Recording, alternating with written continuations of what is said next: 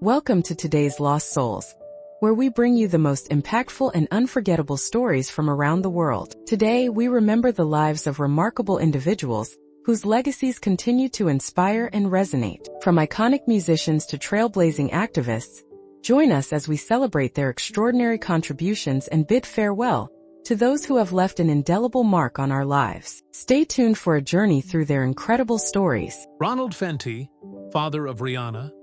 Ronald Fenty, the father of global music superstar Rihanna, passed away at the age of 70 following a brief illness. His death was reported on May 31, 2025, with sources confirming that he died in Los Angeles, surrounded by family members. The specific cause and exact date of his passing have not been publicly disclosed, but it is known that his children, including Rihanna and her brother, Rajad, were present at Cedars-Sinai Medical Center in his final moments. Born on January 18, 1953, in Bridgetown, Barbados, Ronald Fenty was the father of 6 children: Rihanna, Robin Rihanna Fenty, Rajad, and Rory from his marriage to Monica Braithwaite, as well as Samantha, Candy, and Jamie from previous relationships. Ronald and Monica divorced in 2002 when Rihanna was just 14 years old. The family lived in Bridgetown, where Ronald worked as a warehouse supervisor and played a significant, if sometimes complicated, role in Rihanna's upbringing. Ronald Fenty's life was marked by both struggle and resilience. He grew up in a modest household in Barbados and was known for his hardworking nature and entrepreneurial spirit. Over the years, he held various jobs and was involved in several business ventures, reflecting his drive to provide for his family and contribute to his community. The relationship between Ronald and Rihanna was often turbulent and publicly scrutinized. Rihanna has spoken candidly about the challenges she faced growing up, including her father's struggles with addiction and violence. After the highly publicized assault incident involving Rihanna and her then-boyfriend Chris Brown in 2009, Ronald made statements to the media without Rihanna's approval, which deeply hurt her. In a 2011 interview with Vogue, she described her disappointment, saying, "You grow up with your father. You know him. You are a part of him. And then, he does something so bizarre." Despite these difficulties, there were moments of reconciliation. In a 2012 interview with Oprah, Rihanna shared that she had mended her relationship with her father, expressing a desire to move forward and heal old wounds. However, their bond was again tested in 2019 when Rihanna filed a lawsuit against Ronald and his business associate, accusing them of misusing her name for personal gain through a company called Fenty Entertainment. Rihanna later withdrew the lawsuit shortly before it was set to go to trial in 2021. Ronald Fenty's passing comes at a significant time for the Fenty family, as Rihanna is currently expecting her 3rd child with partner Adol Happy Rocky. The loss is deeply felt by his children, including Rihanna, Rajad, Rory, Samantha, Candy, and Jamie, as well as his ex-wife, Monica Braithwaite. Ronald Fenty will be remembered as a proud Barbadian, a father, and a neighbor whose life was shaped by both hardship and perseverance. His complex relationship with his daughter Rihanna was emblematic of the challenges and reconciliations that can occur within families. As the Barbadian Prime Minister noted in a public statement, Ronald was a father, a friend, a neighbor, and a proud Barbadian. Indeed, his path, like so many in our community, was not without struggle. His legacy endures through his children, especially Rihanna, whose global success has brought the Fenty name to the world stage. The story of Ronald Fenty is one of resilience, complexity, and the enduring ties of family. Alf Clausen, the Emmy-winning composer whose whimsical, genre-spanning scores defined the sound of The Simpsons for nearly 3 decades, passed away on May 29, 2025, at his home in Los Angeles. He was 84 years old and had endured a long battle with Parkinson's disease and progressive supranuclear palsy. Born on March 28, 1941, in Minneapolis, Minnesota, Clausen grew up in Jamestown, North Dakota, where his early fascination with music was nurtured by his family. He began playing French horn in 7th grade, later adding piano and bass to his repertoire, and sang in his high school choir.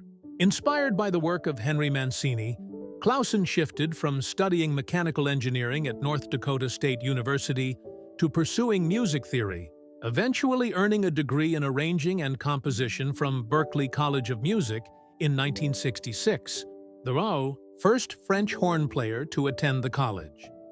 After a brief period teaching at Berklee, Clausen moved to Los Angeles in 1967, determined to break into television and film music.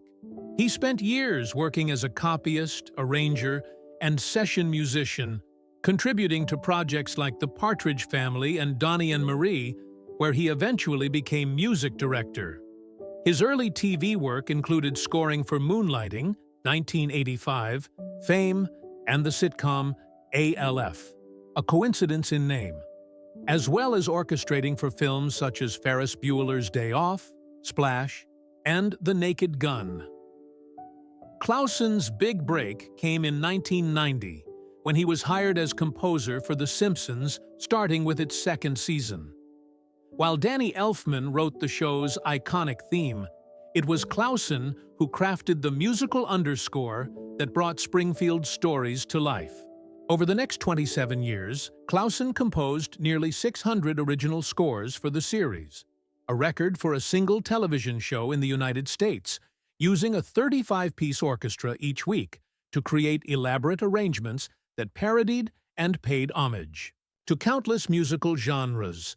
His work on The Simpsons earned him 2 Primetime Emmy Awards in 1997 and 1998, 5 Annie Awards, 7 ASCAP Film and Television Music Awards, and the ASCAP Golden Note Award for Lifetime Achievement. Clausen received a total of 30 Emmy nominations, including 21 for The Simpsons, making him one of the most honored composers in television history. Despite his immense contributions, Clausen's tenure on The Simpsons ended abruptly in 2017, when he was dismissed in a cost-cutting move by Fox and Gracie Films. The decision sparked public backlash from fans and industry colleagues alike. Clausen later filed a lawsuit against Disney and Fox, alleging age discrimination and wrongful termination related to his Parkinson's diagnosis. Beyond The Simpsons, Clausen's credits spanned a wide range of television and film projects, including The Critic and collaborations with artists like Buddy Rich and Ray Charles. He was known for his ability to blend humor, emotion, and musical sophistication, elevating every project he touched. Alf Clausen is survived by his wife Sally, children Karen, Scott, and Kyle, stepchildren Josh and Emily, and 11 grandchildren. His legacy endures in the unforgettable music that shaped the soundscape of American television and brought joy to millions of viewers for generations. Burt Reynolds, one of the most charismatic and beloved American actors of the 1970s and 1980s, passed away on September 6, 2018, at the age of 82 in his home in Jupiter, Florida. Known for his rugged charm, wit, and versatility, Reynolds left an indelible mark on film and television, becoming a cultural icon whose career spanned over 5 decades. Born Burton Leon Reynolds Jr. on February 11, 1936, in Lansing, Michigan, Burt grew up in a military family that moved frequently before settling in Riviera Beach, Florida. A talented athlete, he earned a football scholarship to Florida State University, where he was a standout halfback. However, a knee injury and a serious car accident ended his football aspirations and redirected him toward acting. He studied drama and soon moved to New York to pursue a career on stage and screen. Reynolds' early work included guest roles on popular television series such as Gunsmoke, Riverboat, Hawk, and Dan August.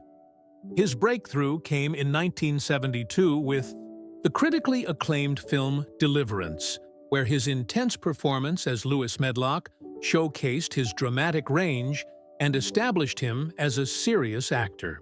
That same year, Reynolds gained widespread attention and became a sex symbol after posing for the first nude male centerfold in Cosmopolitan magazine.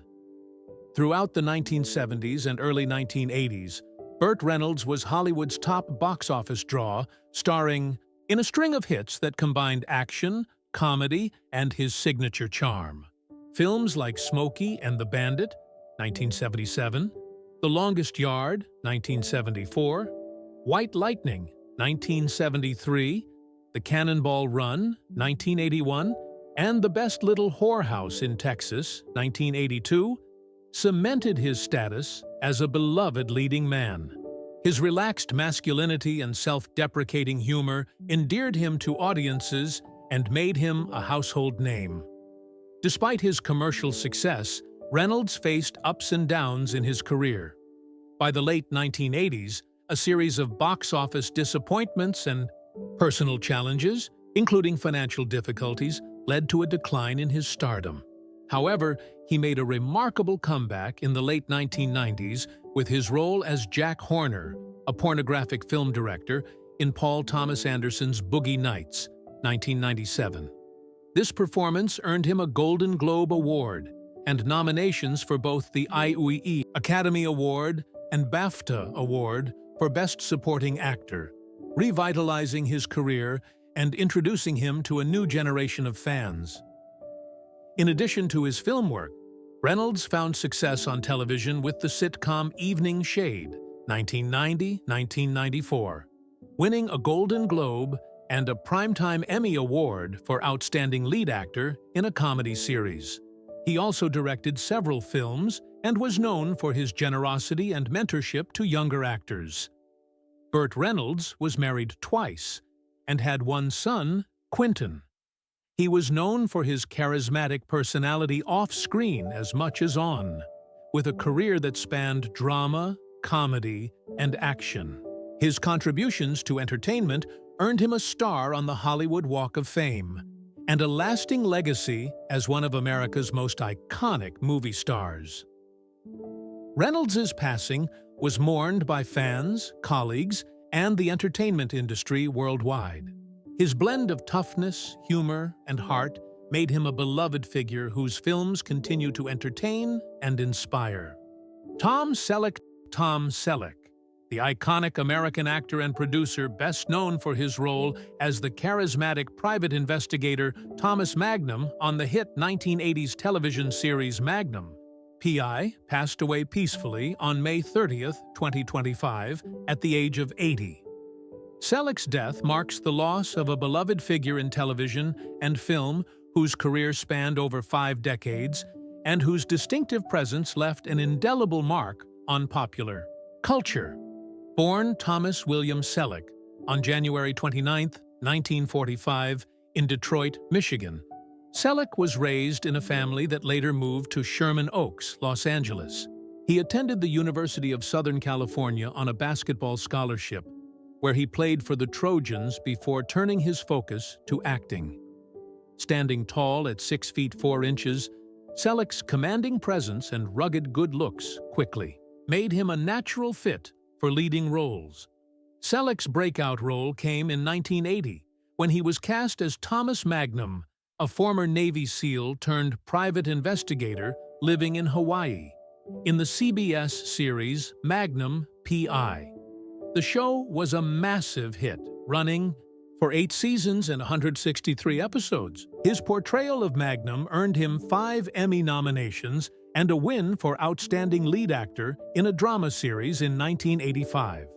The role made Selleck a household name and a symbol of 1980s television cool. Despite his rising fame, Selleck famously passed on the role of Indiana Jones in Raiders of the Lost Ark due to contractual obligations with Magnum P.I., a decision he later described as the best he ever made, showing his commitment and integrity. His career extended well beyond Magnum.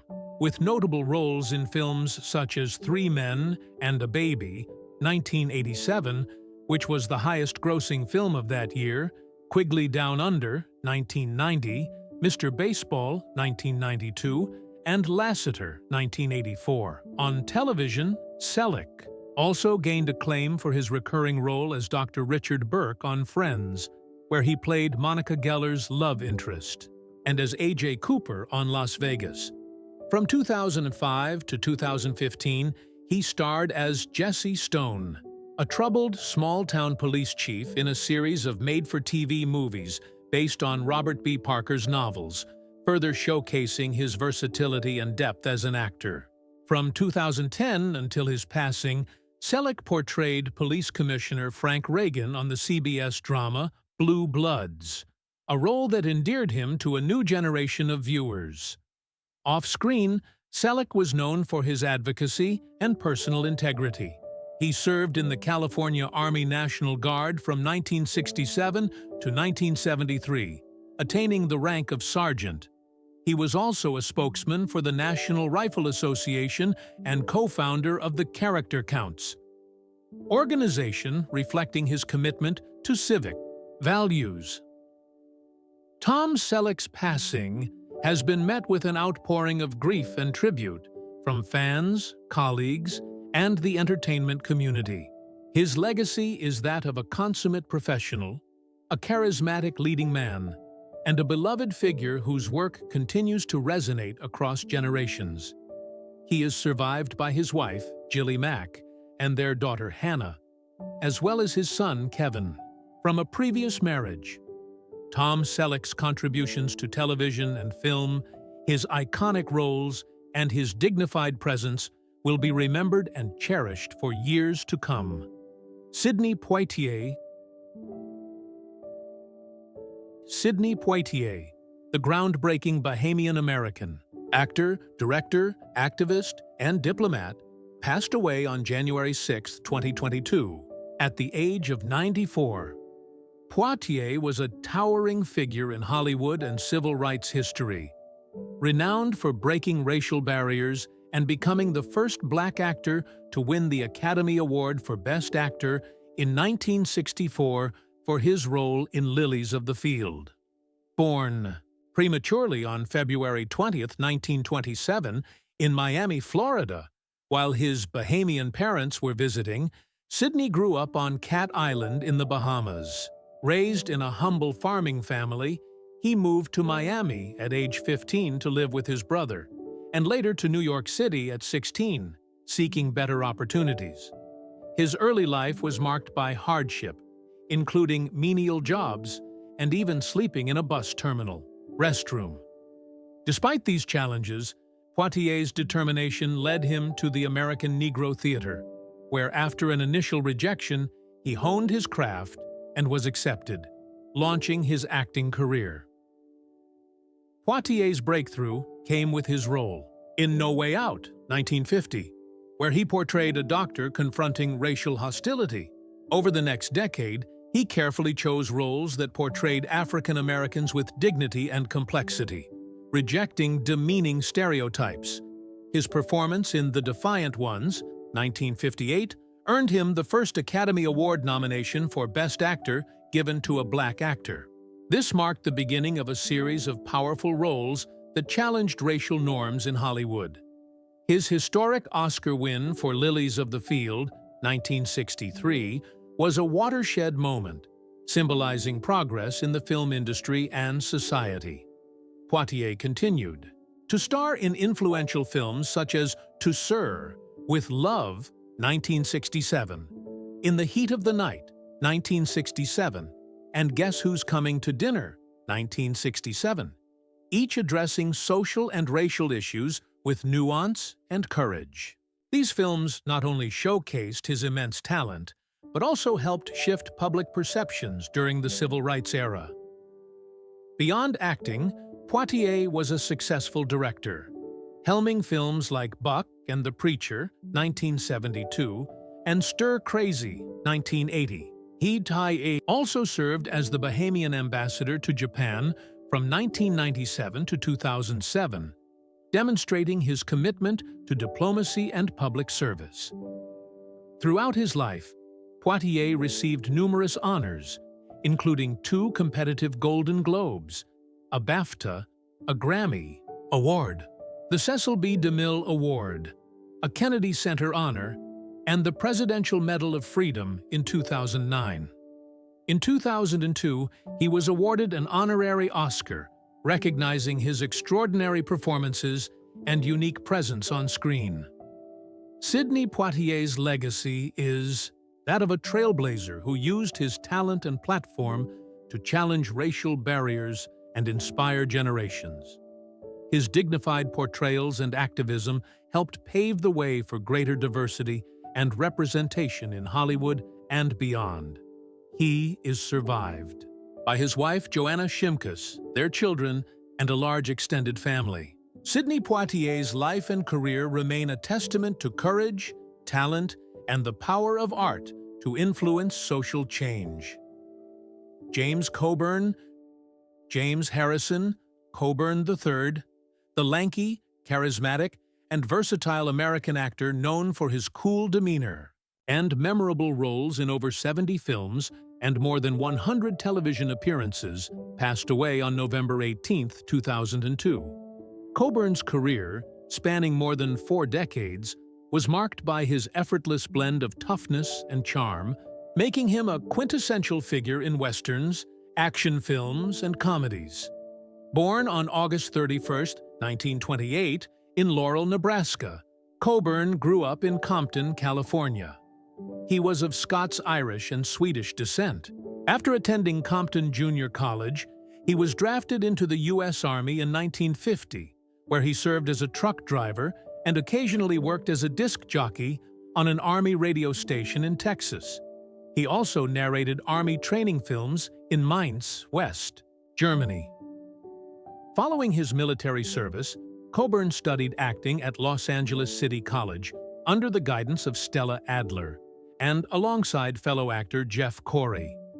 He made his stage debut at the La Jolla Playhouse in Billy Budd, Coburn's film. Career took off with his role as the knife-throwing, quick-shooting Brit in John Sturgis's The Magnificent Seven, 1960, a classic Western ensemble that also starred Steve McQueen and Yul Brynner.